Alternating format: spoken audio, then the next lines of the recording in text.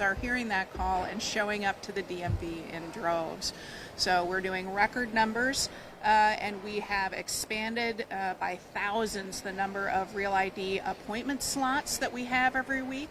We've deployed staff from headquarters to various areas in the Portland metro area to assist in helping customers, but know that it's very busy at DMV right now. So I have a couple of recommendations for folks as they're considering what to do next. First is think about if you need a Real ID right now. If you've already got a passport or a passport card, that's going to work for you come May 7th. Or if you're not planning to fly for quite a while, consider delaying a little bit until this surge passes by somewhat. Secondly, try to set an appointment. Again, we've expanded our appointments by thousands, and so if you can get an appointment, that's going to be the best, most efficient way for you to get in and out of the DMV quickly.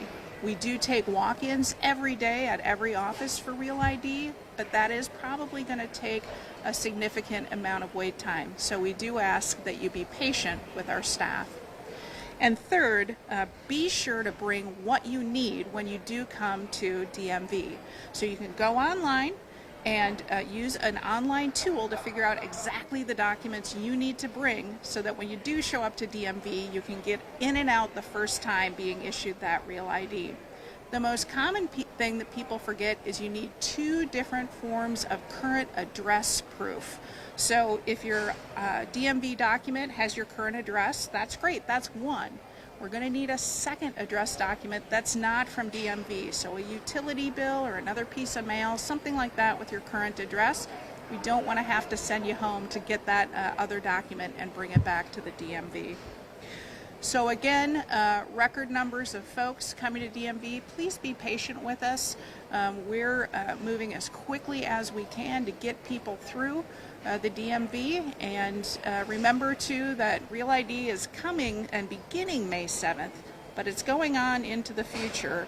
And so as we move forward, you'll continue to be able to get that Real ID and think about when you're going to need it and what to bring. At this time, we'd like to open it up for any questions.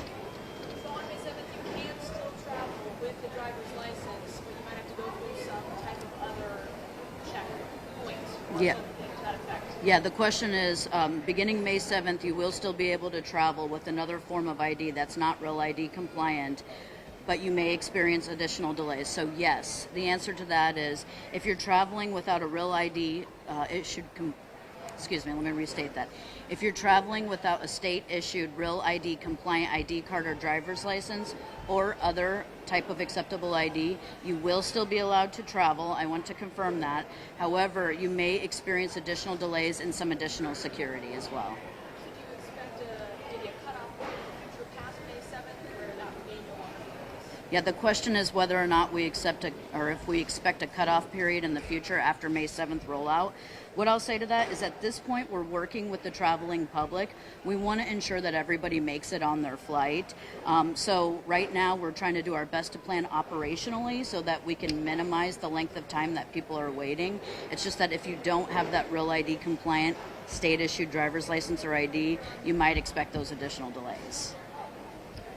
You mentioned extra staff in the Portland area. Elsewhere in the state, especially rural areas where we're seeing some DMVs closed because of staffing shortages, how are those offices handling a potential surge for Real ID appointments? Yeah, so we're seeing surges of customers in really every population center in the state. So think Tri-County Metro, Salem, Eugene, Roseburg, Medford, and Bend, Redmond, as well as Ontario.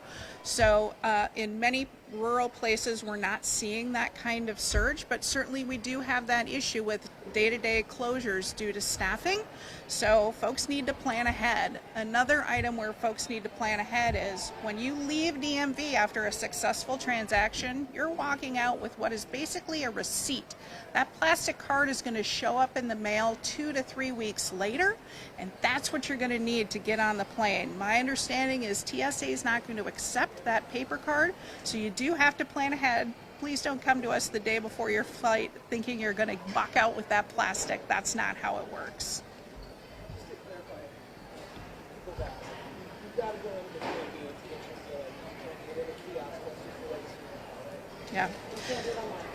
Right, you have to come in to a DMV field office to get your first real ID. There's no online option, there's no kiosk option. That's because of the documents that you have to show and we have to scan and verify.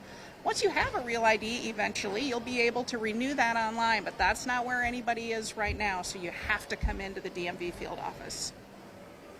So when you come in to the DMV, you can choose to get a real ID or you can choose to get a license that's not a real ID. Will you ever see that license phased out and just go straight to real ID as the option for Oregonians? It is an option for Oregonians, and when the legislature passed that Real ID law, it was important to them that Oregonians have a choice. So it's state law right now that we offer both, and I don't see that changing. But certainly that's why we say, get informed, make that choice, and then take action.